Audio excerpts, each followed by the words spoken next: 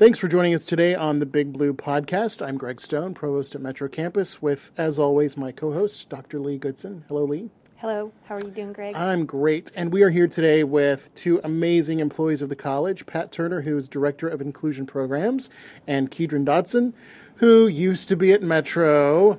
And I guess it's okay that he's now with Pat. Actually, it's very okay that he's with us now. It is okay. He's a great fit for this new role of retention specialist, and we'll talk about sort of the role of retention specialist today. That's really what this is about, and just to find out what you all have going on, because it's some amazing work, and you're both, along with Ryan and Joseph, just great fits for this role. So we're excited to have you here today. I was sort of on the website and wanted to read something that I know that you two know well, that's on the webpage for inclusion programs, which is: an inclusive college promotes and sustains a sense of belonging. It values and practices respect for the talents, beliefs, backgrounds, and ways of living of its members. And I'm just wondering, if I were a student and I saw that statement, what do you hope that I would think or feel about TCC? Like, how should that make me respond to the people that I meet on campus? I hope you'd be pleased, and Keidron, you jump in. I hope you would be pleased as a student to read that. And from that, I would hope you would see that TCC is warm. We're welcoming. We're glad that you're here. We're going to be respectful of who you are, your talents, your backgrounds, where you've come from, that you'll be able to come here and see folks who look like you. Folks who are smiling at you and greeting you and engaging you in conversation. That's the picture that comes to mind for me. Keidron? Absolutely. When you have to go back and look at the two words, Dr. Stone, in that mission statement, and it says, one of the two that stick out for me are practice and respect. And you have to mix that in with our core values when we talk about student success and stewardship, innovation, diversity, those sorts of things. You cannot really support the mission of the college when we talk about those core values if you don't have those two things in place, practice and respect. So for you to carry out those core values, you have to have practice and respect for those cultures and those backgrounds for it to work. So it works hand in hand. And it's one thing to have on a web page the list of our core values, which are really important to have, but you're right. We don't do anything with them, keep them on the bookmark or keep them on the web page. We're not practicing them and respecting the people who are here to be served, then it really doesn't matter that we have them. Right. And I believe before you go and we train and we really expand our base in telling people what diversity and inclusion is, that certainly they have to understand that respect has to come first, because before they can really practice it, they have to know, well, this is what happens when cultures are not respected, when people do not feel engaged. So that's part of our whole mission of teaching that practice and respect, and then you understand the core mission of what diversity and inclusion really means.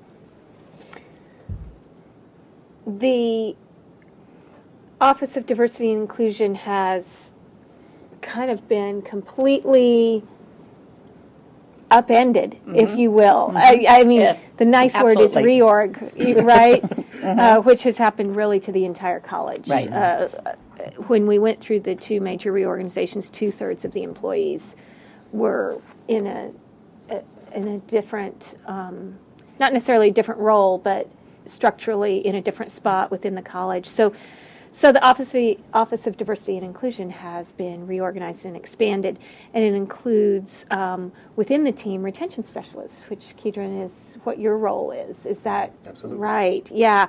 And so tell us about what is a retention specialist, and how does that contribute to the success of our students? Yeah, it's a very common question, because you hear the word retention specialist, but who are you retaining, and what department, and what school? So you have to look at it. We are two-pronged focus. So we support the academic side of the house, and we support the non-academic side of the house. So one of the great things that Ryan Stilson, one of our retention specialists, has spearheaded is working with our developmental classes, developmental reading specifically. So we're working with those teachers to first find out how soon can we get into your classroom. So right now, within the 4th or 5th week of school, we're inside of all of those developmental reading courses at the Northeast campus for now, and then we'll expand later to kind of see how this works. But then we're saying, okay, here's what we do, and here's the mission of our focus for this college. That way the students are seeing us, they know that they have a face, if they have a problem, and then if there are issues in the classroom, we also have direct relationships with those developmental reading instructors to say, hey, Keidron, since you're working with these groups of students anyway, we have one or two that are having specific issues in these areas. Is it okay if I refer them to you and then we can start administering our own product? Well, once we get that student in our office, we may find that there are other things that are not academic based that may be causing retention issues with them coming to school and having good attendance. So then through an assessment, through a questionnaire, we're finding out, are your issues more in the classroom, or are there things that deal with reading habits, study skills? Using this real-time information allows us to develop the other part of our focus, which is inclusion programs. So we're not developing programs that are just random ideas of people sitting around a table. They're actually based off of real student issues coming directly from the classroom.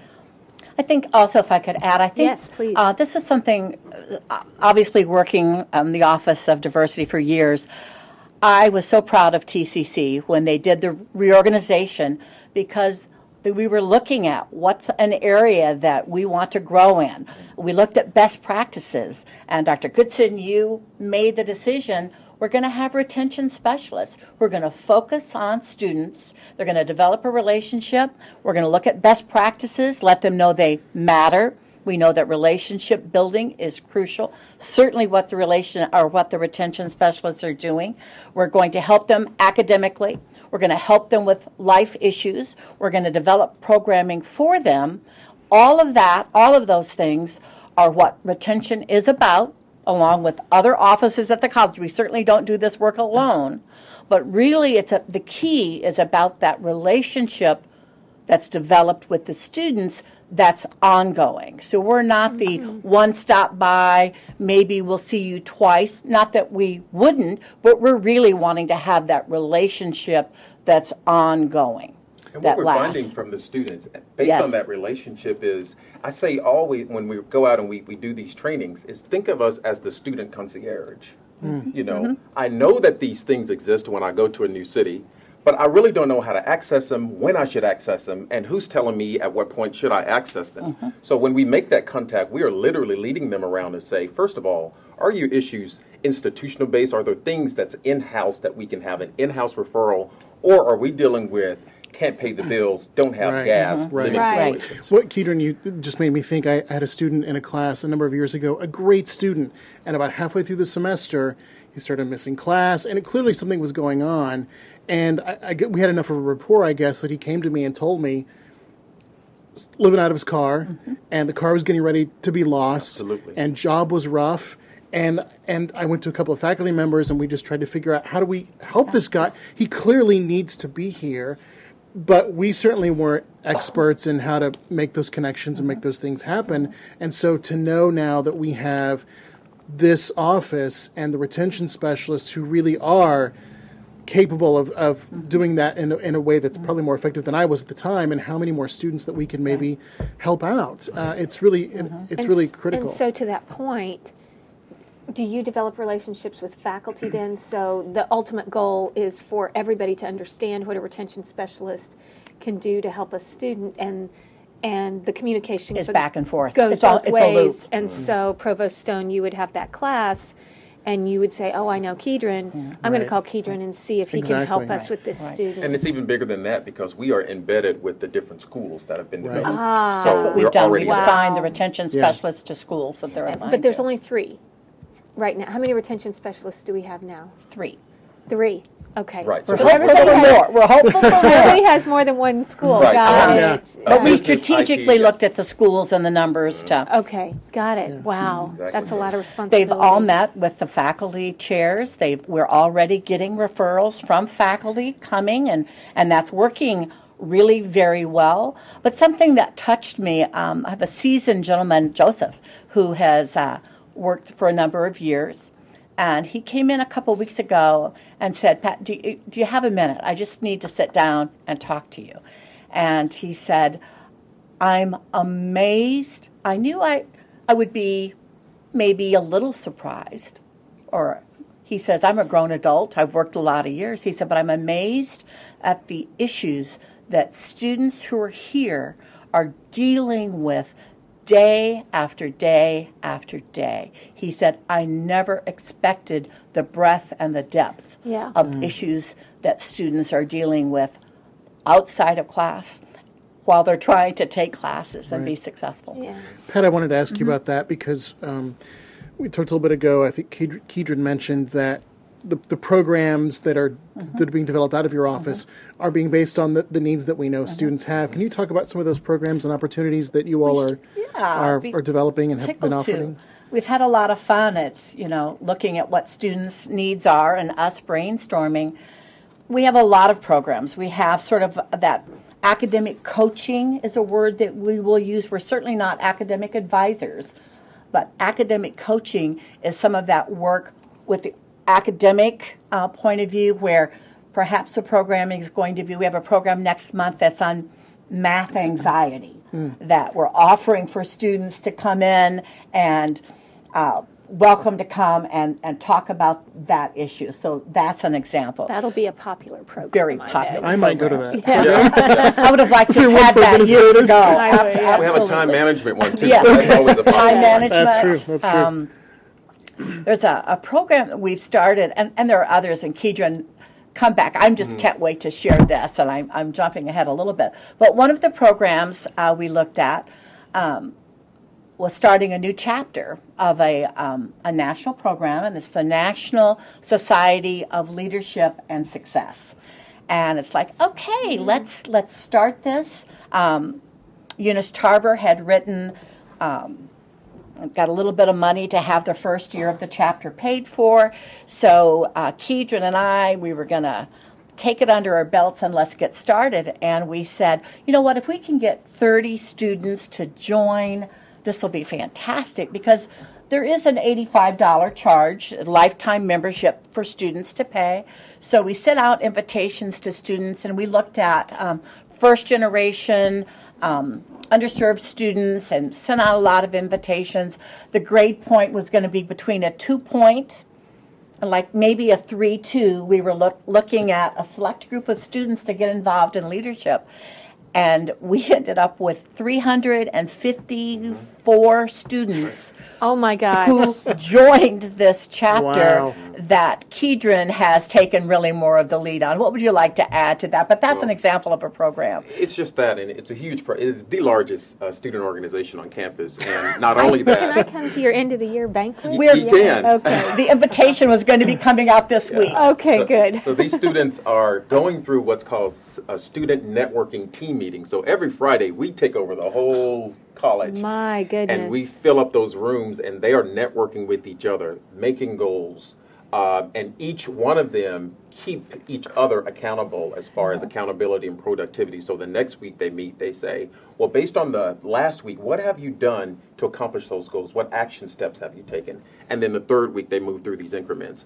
Along with that, our speaker video series, to where nationally they beam in the videos. We can rebroadcast them. Kurt Menifee was last weekend. We've had Barbara Corcoran, who's a successful entrepreneur, talking directly with our Anderson TCC Cooper's students. coming up. Yeah, he'll be coming Oh, up. wow. Kurt Menifee. So this is a great opportunity for our students. Wow. And in the end, they are learning leadership skills that will take them many places in the future through diversity and That's inclusion. exciting. That is So really excited about that. We are. We're surprised, and we're every day surprised. we look at each other and we go, wow, this is exciting and scary and exciting. And Keidron told me today, because he met with some students before he came, and when he came in, he smiled, I'm tired and hungry. So it is a challenge to really manage it, but you cannot be around these students who were thrilled to be asked to join an organization. You can't be around them long. Every time I leave, I'm uplifted. And this is what we're hearing, Dr. Stone and Dr. Goodson. Students want to express themselves. They want to speak. They want to have spaces to where they can connect and engage each other without an overhead agenda. We have to do this. Here's a deadline. That's what we hear over and over. So that's why we've developed programs like Keeping It 100, which is a student-moderated, student-led series to where they speak. Keeping It 100. Keeping It 100, which is just a term for keeping it real. Yeah, Keeping it 100. yeah. I thought that's talk. what you meant. Let that's Us Speak good. is something that we're developing for the fall. That's just a way for students to express themselves. What are you thinking? What's on your mind? And it's taking us out of the picture. I can tell you how many things that we moderate. We're sitting on a panel. You guys do it all the time. But sometimes it's stepping back to say, what do you actually have to say? Yeah. And I'm all ears. And how can we help you get And there? how can we help you get there? Yeah. Pat Turner and Keidron Dotson are our guests today on the Big Blue Podcast, and we're talking about the role of the college's new retention specialists and how they support student success. So you all get to meet, back in the day, I was an academic counselor, and I love to default to that position because it's fun, isn't it? It is. Yeah, it's It fun is. work, and I kid with Molly Farley if she'll hold a position open for a while from now, and Coming so back. yeah, when I come back after Your retirement, return. yeah, it's That may be your last chapter. yeah, it would be my Yeah. last Yeah. chapter, yeah. But we've all got those stories of students that we met that just had such a huge impact on us and really helped us realize why we were doing the work. And of course, we don't say names or anything, but can you give us a couple of examples? Can you each give us an example of some student and their situation and what that meant to you in terms of your role here at TCC? Yeah, sure. I can tell you one that just happened last week. We were dealing in our office with a student, Joseph Snetcher actually, was dealing with a student that she's a veteran.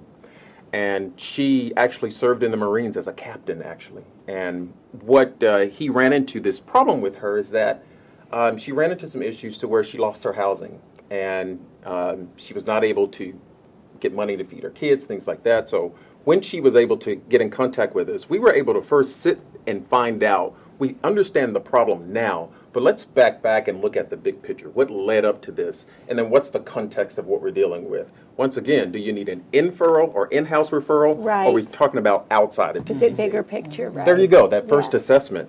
So in the end, we found out that, listen, I'm a student in one of the medical programs here at Tulsa Community College. I'm lacking the basic materials to complete my internships. So Joseph was able to make sure that this student well, here's where some of our food pantries are. Do you know that they're even here? She did not. In these areas. Here's where you can go and get scrubs for your internships. She was then looking for, I believe, a special pen with a light or whatever the instruments that they're We using. had one from MASH Camp that we were able to share So with you her. just- yeah. Yeah. Another issue that dealt with Ryan Stilson, he dealt with another student, and Dr. Stone brought up the issue of not having a place to live, a permanent place to live. Now, Right. if that's constant, maybe not, but it's not consistent. We deal a lot with those types of situations. Again, a student who was not able to concentrate, was falling asleep in class. Obviously, they got the attention of the instructor. Once again, because they are our first alert, those instructors, because we have that relationship, are able to reach out to us and say, here's an issue you need to get a hold of. We're able to reach out to what we call our rapid response team and say, we got to shine the Batman signal, we call it. And let's get to the student and start offering resources. In the end, that student was able to get the resources that he needed and now just got accepted to OU to start in the fall. Wow. And it can be as simple as I walked out of my office and there was a student there meeting with Ryan and he did an introduction and she had an adorable newborn baby there and patted the baby and looked at the baby and visited, and I went on my way. Ryan came in later and said she was ready to drop out. She had lost her ID, couldn't find it, nor did she have money to get another one printed. She didn't have a computer at home and couldn't remember her student number. I mean, these were not without a home and food and shelter. But those things she was ready to absolutely Throw be it finished. in. Throw in Yeah. the towel, Yeah. have a new baby. It was just enough to the tipping point, if you will. And Ryan, I said, well, go get her a new ID. And he said, well, what about the cost for the ID? I said, we are student services. When you go over and you talk to the folks over there, and if you share this story, I know that people will want to help.